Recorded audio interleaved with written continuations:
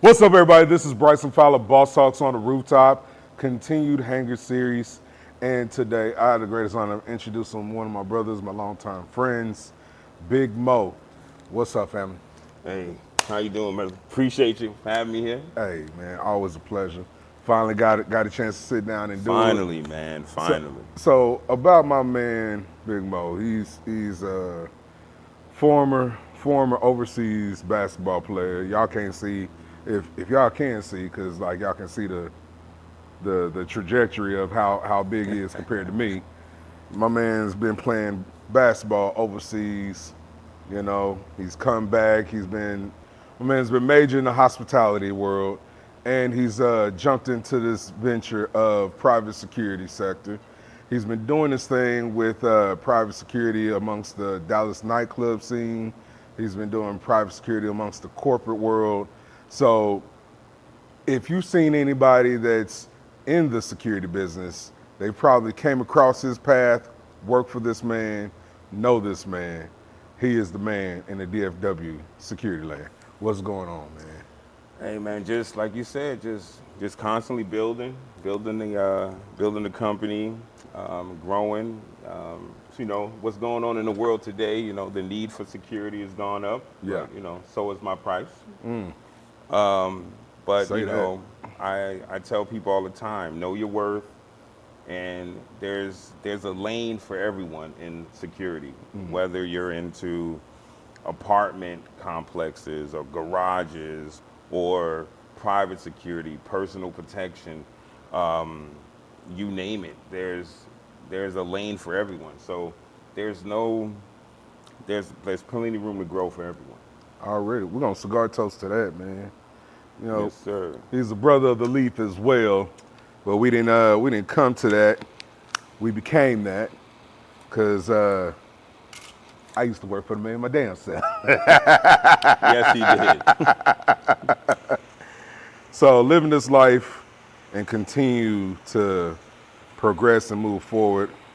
You know, you meet good people, you stick with good people. So I'm lighting this with my Kingpin Luxury torch. You can pick it up at kingpinluxury.com.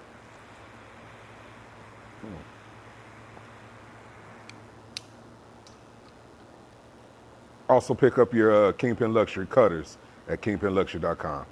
So back into knowing your worth. How long did it take you to figure out what your worth was and quantify that into a dollar amount?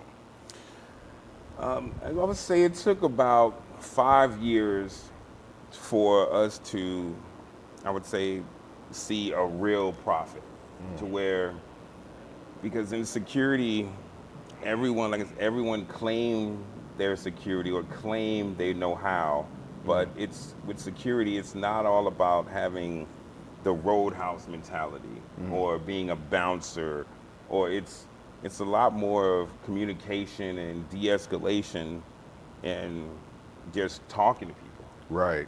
And see, that's one of the major things that I learned in my stint in security with you. Is like, look, man, you ain't gotta put your hands on most people. You can actually talk to them, de-escalate it, because rumbling and tumbling. If I put my hands on you, I'm gonna have to hurt you. Then we got a whole nother set of problems, Yes. right?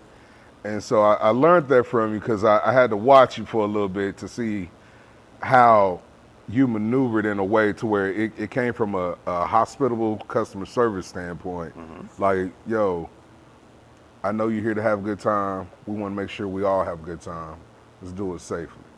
Yeah, and that's what it's all about. And hard in the nightclub industry or the door industry or the service industry is where I started. Other than hospitality, was most people want to be heard. When they're drunk, they want to be heard. They want to talk to you, and some of them they get real handsy and so on. But it's from my experience and the people that taught me was I can talk someone right out the door, or I can talk someone to saying, you know what, Mo, I was out of line, I was out of pocket, I'm sorry. But if you're that person, that intoxicated person or drunk person or inebriated, 9 times out of 10 they're already on 10. They're already hyped up. They're already aggressive. So you coming in there from a security standpoint, aggressive, then it's going to clash. Right. So the object and what I've learned, and it works. Being 6'6" helps, but Right. what I've learned is, talking to them, de-escalating, whether it's male or female, de-escalating, separating the two, and then you can just it goes smoother that way. You know what's crazy though?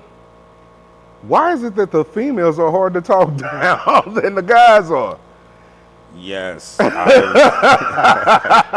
You get tried more by the Yes. females than you do by the dudes. females are tough to deal with in nightclub industry because if you want to look at it from a physical standpoint, men rarely throw punches. When men wrestle and then they'll want to throw a punch and then you separate them and it's over. Women in our line of work are more volatile, twice as much more volatile than as men. They throw things, they pull hair, they throw drinks. When the last time you saw a man throw a drink at another man? No, but Never. a woman will look around on the table and just throw anything, and then it's that whole I don't give a attitude, and that's when it's good to have female officers on my staff, so that way I don't have to engage, or female police officers in the area. That way I don't have to engage where Mo put his hands on me, or one of Mo's guys put his hands on me. Now I wear body cams, Right. so the object is to protect yourself at all times. But when you're dealing with the female element, you never know what you're gonna get. Right. Very, very tricky. Yes. Very, very tricky. I remember we was out at Villa, and it was crazy because like the female waitresses would really have our backs, and they would be the ones getting down for us. It was like, yes, the female waitresses that I had in whether it was Villa or Winston's or House of Blues, I support them, they support me. So it's not, if the guy was coming at them being disrespectful or being handsy, then I would take care of it. If it was a female involved, and they know, and females know that as a man, most 90% of the men, they're not gonna touch us, and you're so right. But I got these female officers over here that get with you. that can handle this situation and separate this and extract whoever needs to be. Right. So it was those are crazy times over there. Crazy times. Crazy and fun, but that's because I'm crazy. So Yes. that's Yes, another indeed. story. But yo, we used to have good times though. It was fun because like I would say like 70% of the time is very chill and people just want to have a good time. Drunk people being drunk people. Yeah, people, whether it's a birthday or whatever, they want to have a good time, and I want you to have a good time.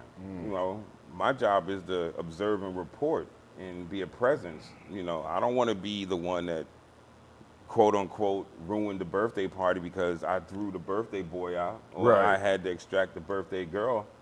No, I want you to have a good time, but in the right capacity. You're not going to sit up here and just throw bottles everywhere or get mad at whoever and cause a fight, and then the whole club is shut down and the music stops. Then we're not doing our job. Right. So it was like I said, you learn a lot. Your head is on a swivel, and you develop and get to know who's who, what person or what group causes or starts this or starts that. So yeah, you learn over the years. Right. Now, you were head of security at Texas Live at one point, right? Yes. So what was that like going into a sports entertainment corporate sector? It still had the bar element to it, but what was that like going into that whole different realm of nightclub environment? Texas Live, I would say I didn't know of that company. I didn't know of the concept. And so when they hired me on, I had a partner, which is my partner now, and him and I, we had about 40 to 50 guys I was managing and overseeing. And for Texas Live, I've never seen anything like that. Texas hasn't seen anything like that. At all. So it was more of it took me about 6 to 8 months to get the patrons to understand that I'm more of a hands-on type of guy and not an observe and report guy. And I would say in the service industry, I'm not Craig and Day Day. This is not Craig and Day Day over here. Right. And when the first 6 to 8 months, that place was like Roadhouse. It was you had fans fighting left and right.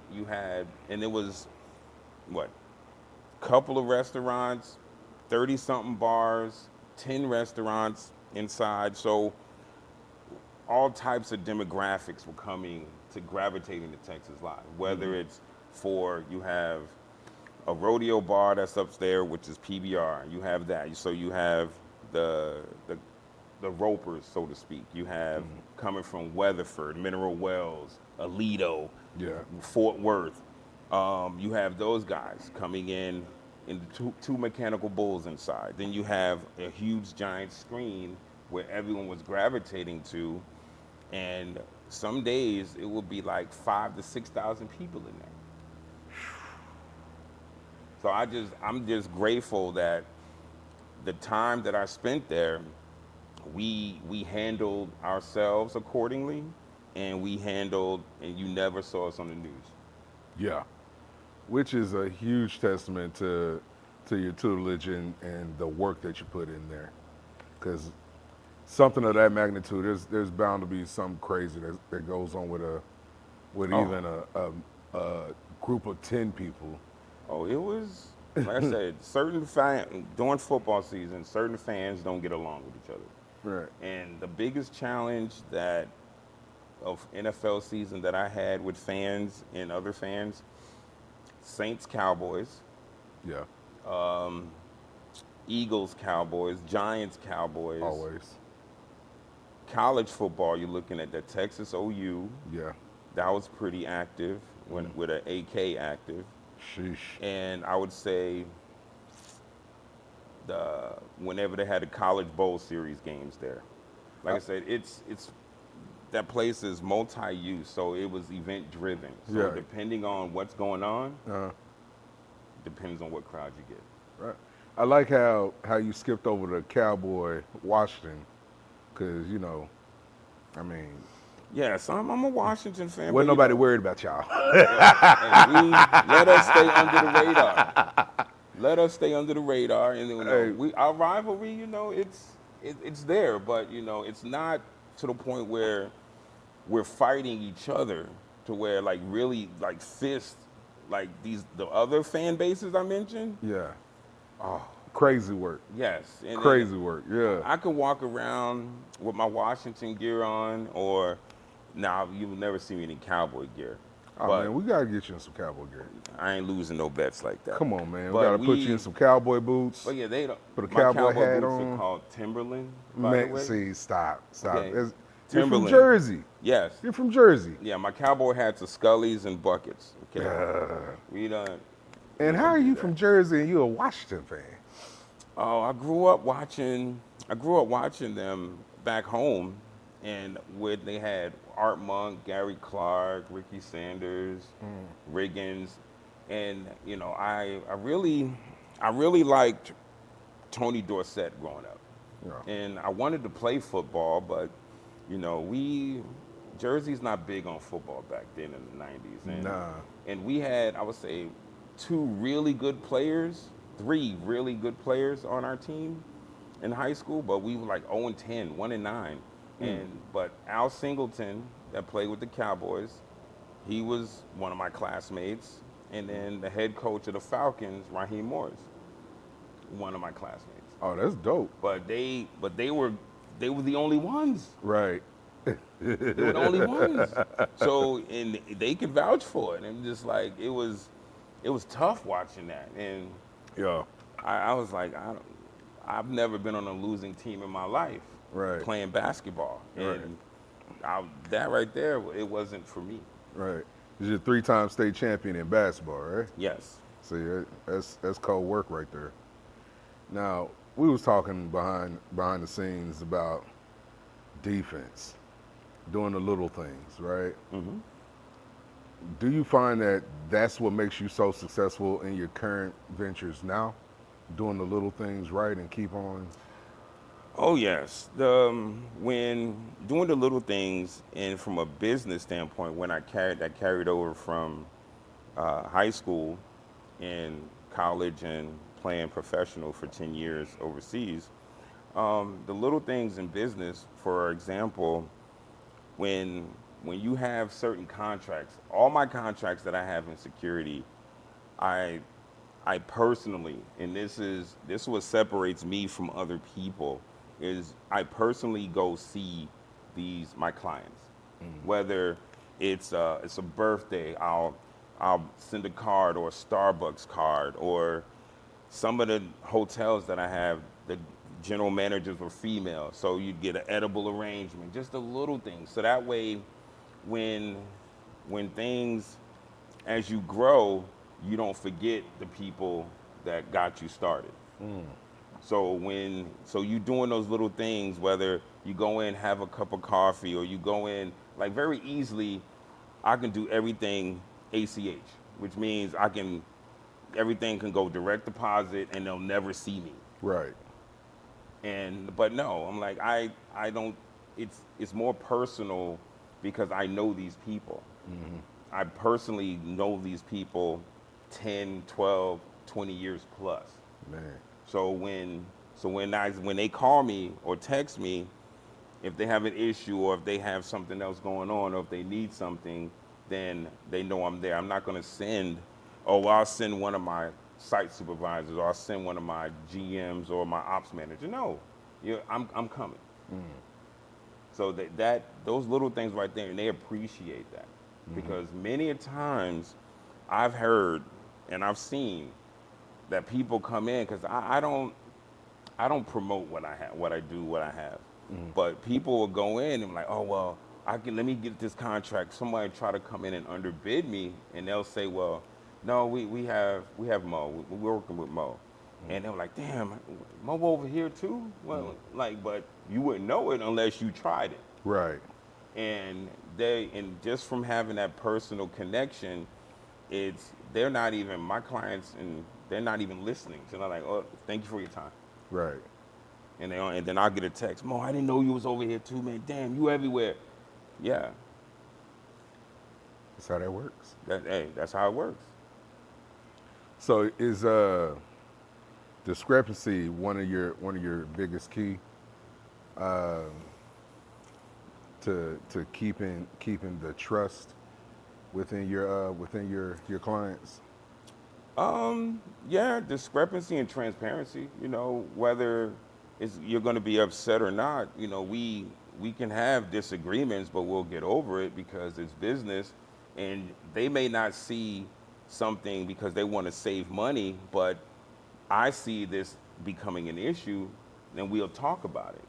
So I'm not one of those clients that's going to sit there and like, all right, well, just give me 400 and something hours and I'll send you my guys and we call it a day. No, because as you grow, I want to grow also. Right. And I tell my guys that the more certifications and the licensing you have, the more marketable you are.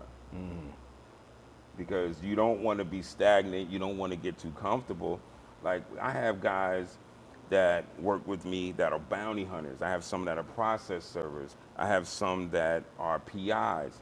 So I'm like, I want my guys to grow because we all grow as a unit.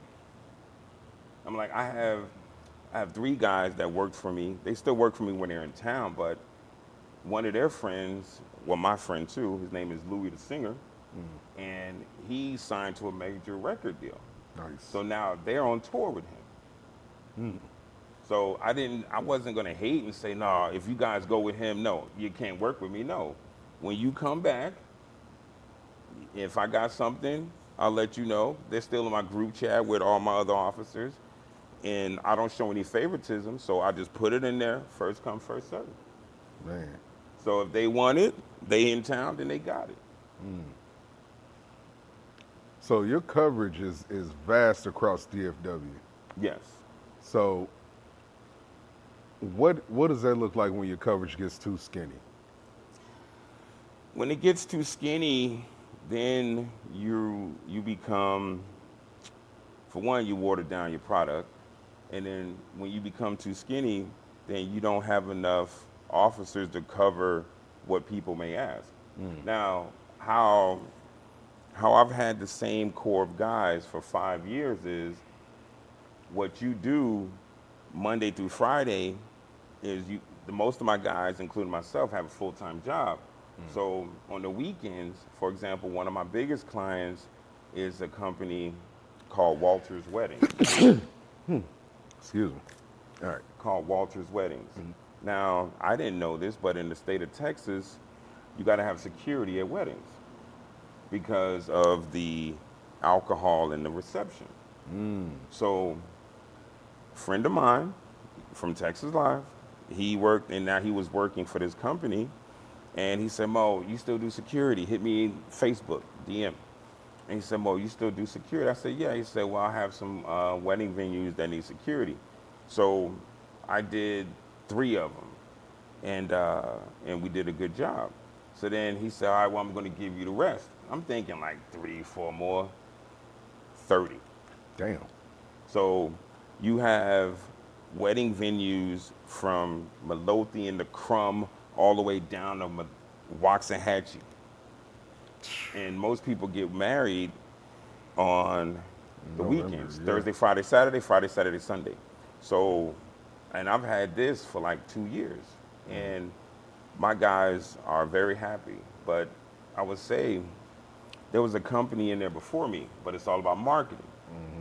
How I marketed it with them and won them over is the company that was in there before, they were wearing tactical gear.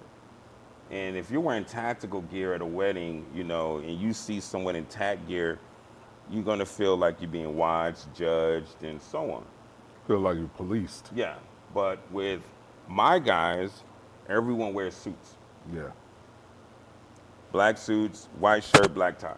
On some bodyguard type shit. Yes. Man. So, and that's what my guys do. So it was, and the client was very happy with that. And I worked the very first one, the very first wedding. I worked it so that way I can come and make post orders for my guys, so that way they know what to expect, they know what to do. So like anything that I have, I work it first. So that way there's no, well, I didn't know this, or I wasn't shown that, or Mo didn't teach us this. No, how I am is an extension how everyone else is. I like that, because now we're talking about scalability, scaling the business, right? Making more modes. And in our community, the black community, we seem to have the hardest time scaling our business. And I don't know if that's lack of trust, lack of system building for training. What's been your key to success in scaling your business? Networking. I would say one of the biggest, the biggest things that I could have ever done, and you're a young person that wants to get into business or own your own business, whatever part of town you're in, join the Chamber of Commerce. You join the Chamber of Commerce, those people that are in that chamber, like the mayor, like I'm in the Arlington Chamber of Commerce. I talk to the mayor, Jim Ross, all the time. Yeah. And you join the Chamber of Commerce, most of them are small businesses, but they support each other. Right. So, like, for example, when COVID hit, I lost the contract at Texas Live because of COVID. Right. I was so stressed. I was so stressed because I wasn't worried about me getting another job, but I was more worried about my guys. Sent out an email. Then I was no longer in Texas Live, and just from the chamber and the friends that I had at the chamber, I had 3 contracts by the end of the week. Man. So my guys were right there. Yeah. So it's all about, like I said, support the small businesses. The small businesses will support you. Right. And then from there, those small businesses will grow, because if you're doing and you putting out a good product, then the people will find you. Absolutely. And as everything is word of mouth, social media is key. Word of mouth and social media, you put out a good product, they will find you. I promise they will find you. Absolutely. And I learned that from a pastor. Is like the way we got to reach people is through their phones. And it's like text, phone calls. Yeah, those things still work. But people are scrolling. And you got to make sure you're in that line. When they scroll, they see you at least once or twice a day. And like they're they may not scroll past you. They may scroll past you once, they don't need you. Scroll past you 3, 4, 5 times, don't need you. But that 6 or 7, that's when they're really looking for you. Yeah, it's all about content. Content and the times you post. And I've learned that from the promoter friends that I've had working at the nightclubs, that certain times you post certain things. And I don't have a TikTok, but that can be used as a tool. Absolutely. But when you have again, social media, good reputation, that helps. And the following, there's no excuses. Right. You know, because it's like I said, there's a lane for everyone. Everybody. Now, when you were playing ball with your boys, you know, because you're a father, and you're a good father, man. I got to give you your flowers when I can, man. So, you know what I mean, doing your thing. When you with your boys, and y'all playing ball, right? And do you have these talks with them? My oldest, yes. My youngest, he's more of the entrepreneur than my oldest, so it's more talking to him about doing it the right way. Like for example, my youngest, he says he goes to school and he was selling candy in school, and I said, look, son, you're not a vendor. So I'm explaining vendor and licensing and so on. So then the wheels with kids these days, everything, they have to fact check everything. Regardless if your mom, dad, whoever, they will go to Google. So when it made sense to him right then and there, then that's when he started taking more of listening what I was saying. But he doesn't do that anymore. But that's when he was like in 7th, 8th grade. I was like, where are you going with all these snacks? What are you doing? You're not eating all these. Right. Then he came back with like $50. And I was just like, where are you getting this from? I'm not mad at that. You know, I'm like, yeah, me neither. I'm like, where are you getting this from? And he's like, school. I'm like, what do you mean? And he explained to me, and I was like, okay, son, no, you're gonna get us all in trouble. You're gonna get us all hemmed up. Yeah, you're not a vendor, brother. I gotta be sitting at these meetings with the administration. Yeah, your son is selling snacks in the cafeteria when there's already a store. So yeah. But you know, I welcome that challenge though. I welcome that entrepreneurial spirit. Like, at least you're not out here selling drugs, cause shit. Oh yeah, no, I was proud of him, but I couldn't say that because he's not a vendor at a school, so like, I couldn't say good job, son, keep it going. No, Yeah. I'm not going to Costco and buy this in bulk anymore. No. Right. No. Wonder where all the snacks going, thinking Yes. he's eating them, but he's selling it. Man, I'm not mad at you. I'm like, hey, bro, I'm gonna need you to break me off He a was cut of 12. 12. that. He said, I'm using other people's money. I got my own money, Dad. I'm like, okay. Hey, I ain't mad at that, bro. How can we connect with you? How can we find you? You can find us. The name of the company is Markev and Associates. My name is Maurice. My partner name is Kevin. We have an Instagram. It's Markev. You'll see my picture on there. Also, we're on the Better Business Bureau. I have an A+ rating. Shout out to that. Yes, thank you. And yeah, my name is Maurice. You'll see me on Facebook, Maurice 1914. I'm a Sigma, Go Mob, and that's it. Already, fam. Bro, I appreciate you coming through, And you're welcome, brother. having a smoke with me and hanging with me on the set. Guys, remember, like, subscribe, share the channel. If you need private security for any of your events or venues, please hit up my guy at Markev. Remember, storms don't last, but your home should. Peace.